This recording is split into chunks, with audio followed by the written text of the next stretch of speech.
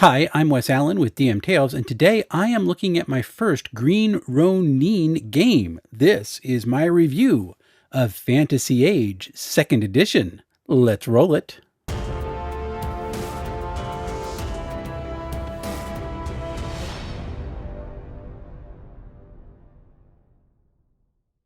Now, Fantasy Age, along with just about every other game that Green Ronin makes, runs on the Adventure Gaming Engine, hence the AGE acronym at the end of the title. It is a rather interesting system, and it starts out with its differences in its attributes, because there are 9 core attributes in the game. They are accuracy, communication, constitution, dexterity, fighting, intelligence, perception, strength, and willpower. Now, to get your scores, you're going to be rolling a 3d6, but unlike a lot of other fantasy role-playing games, the result of those 3 dice is not going to be your actual attribute score. Instead, you're going to roll the 3d6 and look at a chart, and that's going to tell you what modifier you get for each of your attributes. This is a kind of interesting take on how to roll up a character. So the modifier to your attributes is really what matters, and that comes into all the different ways that rolls can get made inside the game, but you still get to roll those sweet 3d6 in order to determine what that modifier is going to be. The ancestries inside the game are really interesting because they are a blend between your biology and your culture. Each one of the different ancestries is going to have a different foci or focus, and this is going to be part of how your character is developed. Some of these are going to be for everyone who shares that biology, such as dark vision, and others can be rolled from a table, so you get to see what benefit in terms of a focus your ancestry is going to bequeath you inside the game. And narratively speaking, that can come from either your background culturally or your biology. It really depends on how you want to play it inside the game. There are 9 ancestries inside the game. You can be a Drac, which is a humanoid dragon, a dwarf, an elf, a gnome, a goblin, a halfling, a human, an orc, or a wild folk.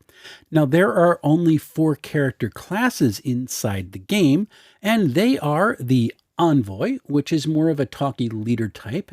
This doesn't mean that they're an upstanding noble, however. They could be more of a slick talker, used car salesperson type character, if that's the way you want to go with it. You've also got the Mage. Any magic user in Fantasy Age is a mage. There is no distinction officially or rules as written between divine magic and arcane magic. You want to play a healing type mage, you would just take a talent in the healing arcana school. We will talk about that in a little bit. Then you have the rogue, and this is your scout or your thief type, or maybe a swashbuckler or a pirate. They're going to be much more dexterous and able to do things based off of that type of skill. Finally, you round it out with a warrior. This is your brute force type. They're going to be the ones who are punching things or stabbing things with swords or chopping them with axes. The type of thing a lot of people like to play. Really kind of cool. Each class has powers, and your powers are going to be linked to specific ability scores. Each class is going to have both primary and secondary abilities. Any ability that the bulk of your powers are going to depend on is going to be considered a primary ability for that class, and anyone that you don't rely on as much is going to be a secondary ability. So your powers and abilities will grow over time, and as you level up, depending on an odd or an even level advancement, you're going to have a specific set of things you can add to your character sheet. For every even level that your character advances, you are going to get an ability advancement in one of your primary abilities. Now, these are not necessarily one-to-one. At very low scores of your abilities, you're going to be able to just spend one advancement and be able to raise that ability by 1 point. As the abilities increase, however, it's going to take more and more advancements in order to get it to go up another number. And so you can stockpile your ability advancements for both primary and secondary abilities so that when you finally get enough advancement, you can raise an ability score. kind of a neat trick. I like the idea of keeping your advancements as a meta currency for this task. It's pretty cool. You're going to be able to give an advancement for your primary attributes or primary ability scores on even numbers. And then when you do an odd level up, it will be for your secondary attributes or ability scores. It's a nice balance between the two. And also when you level up on your even numbers, you're going to be able to get a new stunt or a talent, and you're going to be able to get a new focus that's going to use one of your primary abilities. We'll talk about the different foci in a little bit. As for odd numbered level ups, I've already pointed out that you can get your advancement for your secondary abilities, but you can also get one enhancement to a specialized talent. We'll talk about talents in a little bit, and a new focus that would focus on your secondary abilities. So classes advance at the same rate. There is a unified experience point table on page 28, and each class has its own starting formula to calculate your starting hit points, which are going to be higher than a lot of fantasy role-playing games. The only die type that Fantasy Age uses is a D6, and characters are going to need 3 of them. One of these should be a different color because this is going to be your stunt die. We will talk about that in just a little bit. Most of your checks in game are going to be rolling a 3d6, taking that number, adding the appropriate ability score bonus, and if you have a focus to it, and that will be your total number versus a target number. Pretty simple, pretty straightforward. I like the bell curve math for the 3d6 as well. So there are different types of tests inside the game, although they all use that same 3d6 roll. A simple test is basically a succeed or fail, or a yes or a no. You cannot generate stunt points from a simple test. A basic test, which is the majority of the tests that are going to be in the game, is that 3d6 roll. But if you roll doubles, you are able to use the different color die to calculate stunt points that will allow you to do different in-game effects. And we will talk about stunts and stunt points in just a little bit. Finally, you have the advanced or the challenge test, and these are tests that are not going to be singular moments. They are going to be tests that occur over time. You're going to need multiple successes, and whether or not you succeed or fail is going to make subsequent tests more challenging or easier based on how the dice turned out. So there's 3 different ways that these impact the game, but it's all the same die roll. So stunt points. As I said, when you roll doubles, you use that different colored die in order to determine how many stunt points you rolled. That's the majority of the way that you're going to generate stunt points in a game, although there is another way to do this using a specific action called a stunt attack. When your stunt points are triggered, if your character has access to a specific stunt, there are some basic stunts in the game, and then there are some stunts that are based on class type. The player is able to spend those stunt points in order to have some further effect inside the encounter. Not necessarily combat. There are rules for both social and exploration stunts that you can impact the game with, but oftentimes it's going to be for a combat situation. When you activate your stunt, you need to be able to narrate it. It's not just saying, hi, I'm now going to do this action in the world. You have to narrate what is going on and how this is changing the environment inside that encounter, which I love. I cannot stand, well, I'm doing this now. And it takes all the burden and makes the GM have to do all the narration. No, players have to do this. They also have to activate a stunt that makes sense inside the situation. You're not going to be in the middle of a social encounter trying to bribe a guard and then suddenly just chop their head off, for example. I mean, you could. Probably not the best way to move forward with it, though. When you generate stunt points, you also have to spend them immediately, so you're not just hoarding them for later to do one of the coolest stunts. So there's this randomness of chance inside the game of how many stunt points have I gotten at that moment, and what can I actually inflict inside this encounter. Like the idea, it's one of the more dynamic concepts of the game, and for people who have played Fantasy Age or other age systems, the stunts seem to be things they really, really enjoy, and I can see why.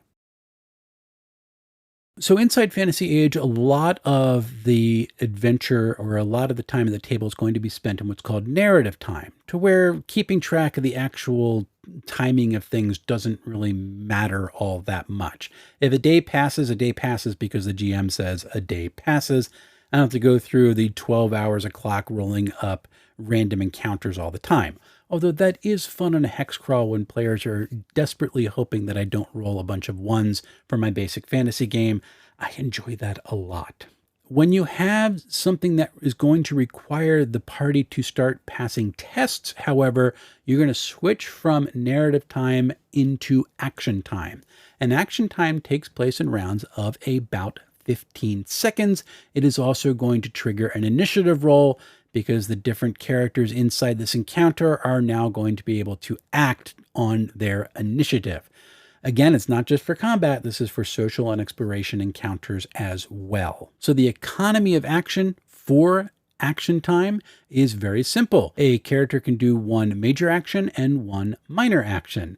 An example of a major action is, of course, an attack roll. That is what everybody is going to be used to doing. A minor action can be anything from move, which is very common, to aim, to activate. So if you have a magical artifact that needs to be activated and have it unleashed, that is a minor action for that turn. If you want to take two minor actions, for example, to be able to move somewhere and then activate a magical device, you can do that as well. You are also able to do a number of free actions during your turn. This is left open. You're not limited in how many you can do in any way, shape, or form, except that the GM is supposed to say, okay, it's got to fit inside the 15-second interval for that action time round. So you're not going to have a full-length conversation with somebody. You're basically going to be able to say one thing to them and get an answer back, and then it's going to move on from there. You have to take your minor and your major action then. I like it. It is very, very simple. It seems to be very, very fast. In this system, one action, one minor action, any number of free actions, and next. Let's go. Love how much faster that feels. Combat is really straightforward. You're going to roll your 3d6 and you're trying to beat your adversary's defense score. When you are doing damage, you're going to roll your weapon's damage and add the appropriate ability score to it. That is going to be reduced in some characters by their armor score because the armor is deflecting some of the damage, although some of the things you can inflict on your adversary are going to be considered damage-piercing attacks. That ignores your armor altogether. I love the blend here. You have that more abstract notion of defense, like armor class in more Dungeons and Dragons based games, but you also have that armor and different types of armor are going to offer different levels of protection. It's a best of both worlds situation. I thought they did a really good job with it. Now, one of the things about combat that's rather interesting is that it moves away from feet and goes to yards. On a combat grid inside Fantasy Age, every square is going to be equal to 2 yards. So that's 6 feet. It's just a little bit larger than a D&D 5-foot square that a lot of folks are used to. When you're in a combat situation, you have to determine what your tactical movement is. You're going to take your movement rate, divide it by 2, and round up, and that is your tactical movement. Whatever you get is how many squares or how many inches for a gridless map you can move in a combat turn. One of the really cool things about Fantasy Age is how they deal with movement and attacking inside the same round. So if you want to move, which is a minor action, and attack and then move again, you can do that. However, when you attack and you slow your momentum down, you are going to lose 1 square or 1 inch of movement in that combat round. And in addition to this, if you move into melee range with someone and you try to move out of it again, that's going to cost you another square in order to move away because you're defending yourself as you move away from other people. It keeps the dynamic nature of combat intact. You're not just walking up to someone and walking away and they're standing there waiting for you to hit. No, they're trying to stab you back and you have to defend yourself in order to get away. So if you are a person who wants to run up, stabby, and then walk away, you're going to lose 2 squares of movement in the turn. And that's something you're going to have to calculate as you're moving inside combat. I love this idea. I don't like that you could just move and then move again and there's no change, stopping and focusing on something else and then taking off again. I like how it's very simple. You just lose one, and if you come out of melee, you lose another one, and that's it. This is a really cool idea. Pages 64 to 68 inside the game have different rules for both social and exploration encounters. There's also a really nice chart to show you how a NPC is going to be reacting to you inside the social encounters area. That reminds me so much of old school D&D and the games that I grew up with, so I really appreciate it. I also think it is presented really, really well. All in all, the idea of your action time being there for both combat, social, and exploration, very, very cool. And then when you get out of those situations, you can go right back to narrative time and people can be free flowing. When an encounter comes, when you have to start passing tests, you go right back to initiative. It's a way of kind of corralling the cats as you move into something important. Really cool. Now, the in-game foci for Fantasy Age are going to be tied to each of the attribute or the ability scores.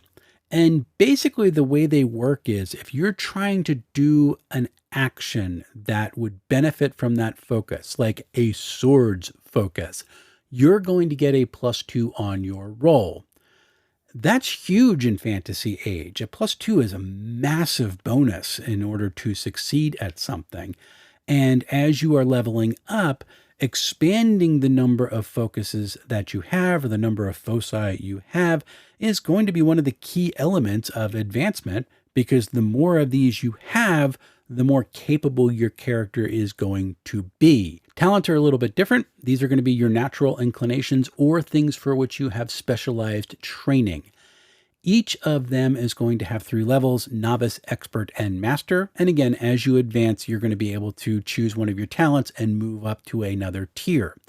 Each of the tiers is going to have a different impact inside the game, and as you increase in level, it's going to have a better and better effect for the character. Some of these talents are going to be either ancestry or class locked, so you're not going to get elven secrets if you're a dwarf, for example. That is limited to elves, and there are only a couple classes that are able to do a dual wield style, and that would be the warrior and the rogue.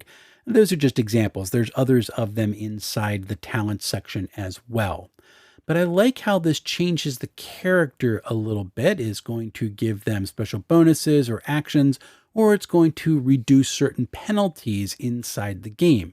Very, very fun. One of the cool things is that being a mage is tied into this talent concept, because each one of the spell schools, which are different types of arcana inside the game, is just a different spell talent. So if you want to increase the number of spells from which you have to draw inside the game, your character is going to take another spell talent when they level up. That's pretty cool. All in all, I think the talents are a really neat way to differentiate one character from another, because it's a little more than just a attribute bonus inside your role. There's a little bit more narrative behind it. Kind of cool. Now, as I said, the magic schools inside Fantasy Age are just really different spell talents, and there are 19 from which you can choose inside the core rulebook. I am not going into all of them here. A lot of them are element based, like wood, earth, or fire, but some of them are more action based, like healing or protection. These are the different talents you can pick up, and when you do, you are going to be able to choose from those spells in the spell list in order to cast. In addition to this, when you level up your talent inside a different spell area, from novice to expert, you are also going to get a focus for that spell type, which means when you cast, you're going to get a +2 to the roll. That is pretty cool. It gives you a reason to balance out expanding the list of spells from which you can draw and increasing your competence in casting the spells that you already have. Very nicely done. This is not a Vancian magic system. Casting spells require magic points, and your magic points start out with the following formula: 10 plus your willpower score plus 1d6. And then as you level up, you'll be able to increase your magic points. And there's a little bit of a different formula from levels 2 through 10 and 11 through 20. You kind of hit a wall at about a level 10 in this game. Your increase in power is not as exponential as it possibly is earlier inside the game. It's a nice way to keep balance later on. Some folks might be able to catch up, which I kind of like. Now, spells require a roll in order to succeed, and this is a test. It is going to be 3d6 plus your intelligence score plus your focus if you have one.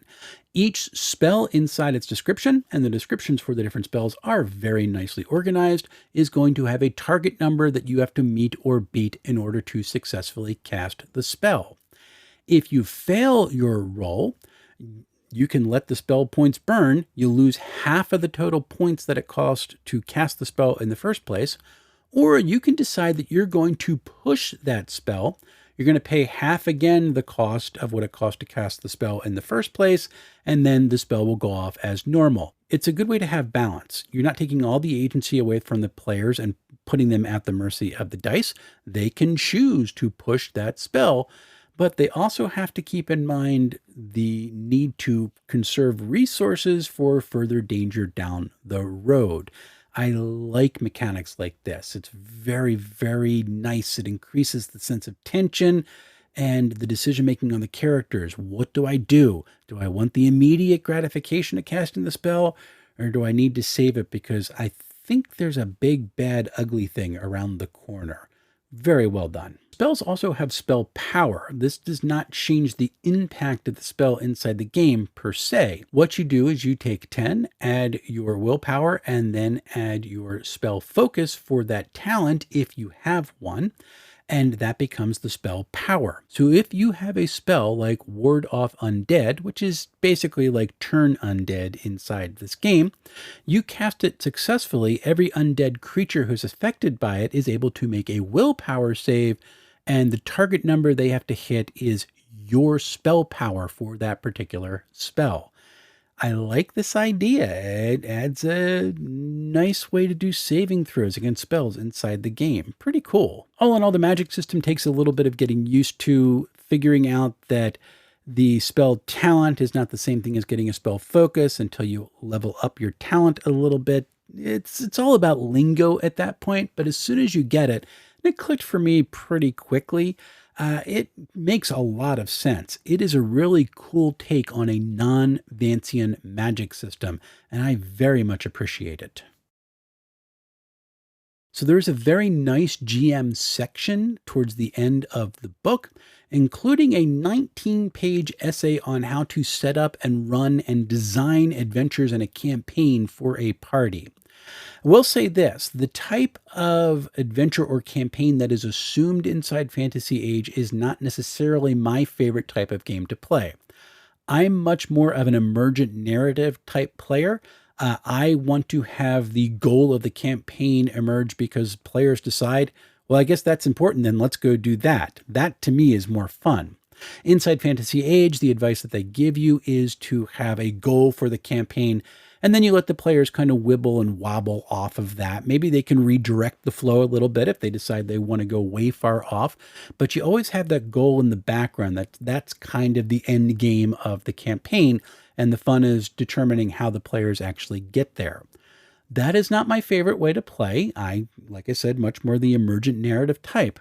But I will say this, of the essays that I have read that talk about the formation of this more goal-centered campaign, this is the best one that I've done. So if you are more attuned to designing the types of campaigns that are going to have that preset goal and letting people figure out how they're going to get there, then the Fantasy Age 2nd edition core rulebook, this is probably something you're going to want to pick up because the advice they give you for it is excellent. I very much appreciate it, even though it's not my favorite way to play the game. Now, the last chapter in the game, that's a highlight because it deals with a potential starting area called Breakwater Bay on the Isle of Casa that has a whole lot of mystery and some pre-planned adventures that are on there for your characters to explore through. And your characters can either be newcomers to the island or people who grew up there. It really all depends how you want to run it. Also inside that last chapter is this explanation of a thing called Stranger Shores. Because when you sail across the deep waters of the ocean, you are not necessarily sailing to another point on the same planet or even in the same reality. The islands and the larger land masses that you encounter, they are part of the shallows. and they're all on the same reality. But as soon as you go across the deep, you might be spanning into a completely different world. Navigation between these two things when you leave the sight of land is incredibly difficult. I love this idea for a couple of reasons. First off, it makes that starting island of Casa fit anywhere. I don't have to fit it into the world that I developed. It's somewhere else in the stranger shores. Let's start here. Let's get your feet wet. Now let's go off into this big place that I have created on my own and let's have some fun. This is a really cool concept, and it's something that you can adapt for just about any system. Oh, you want to run in this particular preset setting, but you don't want to run your whole game there. You just want to have an adventure. Well, we just sailed across the ocean and there was a shimmering, and suddenly now we're in this different place and things don't work quite the same way, but it also looks familiar.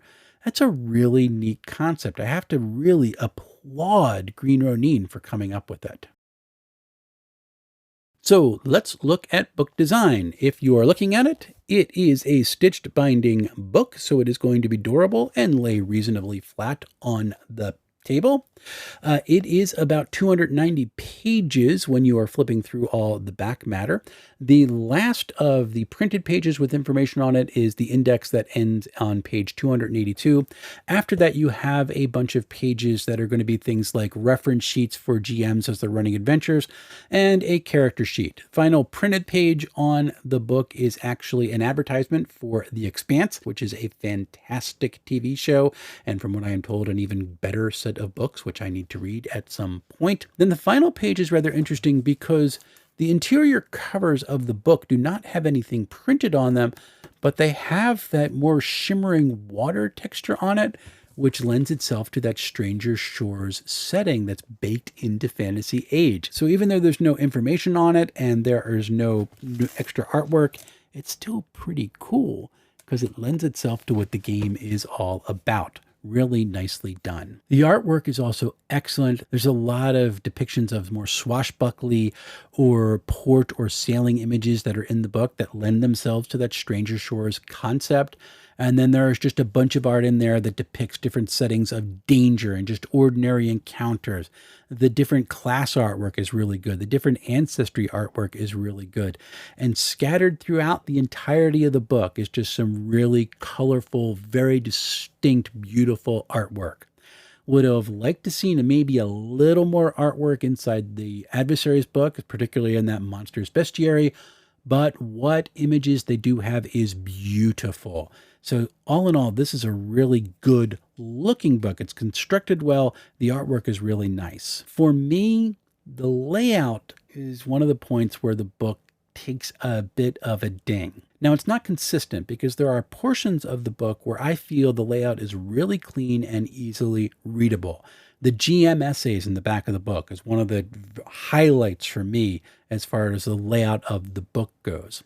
But then there's points where the layout gets rather heavy. There's a lot of very heavy text headers with dark backgrounds and reverse contrast text to separate one block from another. The talent section of the book is one of the places where this shows up the most, and it makes my eyes begin to wander a little bit. I have difficulty focusing on what I'm reading because my brain is seeing out of the side of my eye, hey, there's something else important over here.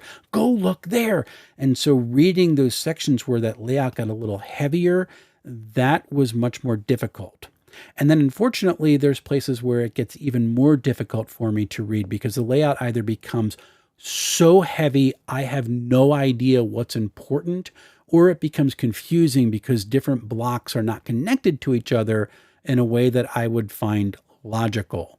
And the two highlights of this for me are in the different class descriptions, when it's showing you all the different powers that you can have and all the different places where you level up. Everything is high contrast background with text, and there are all the different separators, one section to another, that's going to have all this very distinct heavy block text with backgrounds and reverse contrast text inside them. And I look at it and my brain explodes. I just don't know what to read or where or how. I have no idea how to determine what is important and what is not important. That to me was one of the most difficult parts of the book. This was a little bit better inside the print book because I could plow through it and my brain could focus in a little bit better than I had been. But in the PDF, there are points where I just had to stop reading the book and give up because I literally couldn't process the information anymore because the layout was getting in the way of me reading the book. And then I would get to the confusing layouts of the book, and the adversary section is the one where this is really most noticeable, where the logical connections don't actually exist. Adversary stat blocks and the adversary descriptions, they are not next to each other, and there's oftentimes different things that are separating one from another. And it really was confusing because I never would know where one would look in order to determine which creature this is or which stat block this is for. Where's the description for what this adversary actually is? Now, in some sense, I can understand why they did it because those stat blocks that they have are designed to almost be like cards. And so that's what you need to have glanceable inside the game in order to run that creature during a combat or a social encounter. But the problem is the descriptive part of the adversary, that's actually standing out more to me with that nice header that's going to show you here's the adversary than the stat block, because the stat block is very heavy and it takes a little more energy for my brain to focus in on and actually identify what it's saying. If the stat block and the descriptive text were actually next to each other, the way I've seen in just about every other bestiary that I've ever read for any game, it would just make much more sense. It would be a much more usable section of the book for me. And so overall, the layout really gave me a headache, and it was a shame because this is a fantastic game that got buried behind some of the layout and design choices. There may have been reasons for this, for accessibility reasons for folks who have difficulty with low contrast setups. But for me, the way my brain works, it was very much an obstacle for me enjoying reading this system. And I had to go back 2 or 3 times to actually get to it. Layout issues aside, for me, I do say this is a fantastic game, and I am very glad I was able to overcome my difficulties getting through the layout to understand and embrace this game. I now have experiences with 3 different high-power fantasy games. That would be 5e, that would be 13th Age, and that would be Fantasy Age. At this point, having experience with all 3 of those, the game that I would run if I was going to run a high-power fantasy game again, that would be Fantasy Age 2nd Edition. I love the 3d6 checks. I like the way that focus works. I love how talents work. I like the spell casting system. There is so much about Fantasy Age 2nd Edition that I really like. So even though I didn't care for the layout all that much, and there are some things that I would change about that, this is a really great game that is worth checking out. So if you'd like to purchase Fantasy Age 2nd Edition for yourself, you can buy it from Green Ronin store. A print copy at this point is going to cost you $54.95. I do not think that comes with a PDF. I know when I was pre-ordering, I could spend about $5 more and get a PDF in addition to the print book, which I thought was a great deal. I'm not sure that's being offered anymore. If you want to get just the PDF alone, that is going to run you $27.95. Coming up, I have started The Strange, which is a review copy that I was sent from Monty Cook Games. Very thankful for that. And I've read about the setting section of it. Haven't even gotten to the different character builds that you can do in the game. And this is really, really cool. I am looking forward to sharing it with all of you. That's going to be a couple weeks as I am just at the beginning. In the meantime, I think I'm going to be demonstrating a couple of different character build videos. One of those is for Numenera, which I think is a really neat character build system. Takes a little bit of getting used to, but once you do, you can build so many different concepts of characters that I love. So I want to do that for all of you.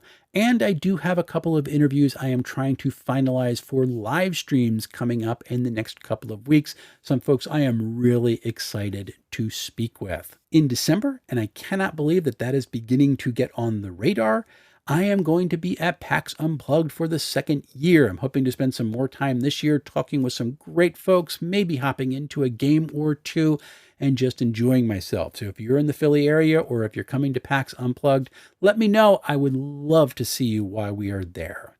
Until we see each other again, folks, happy playing, everyone.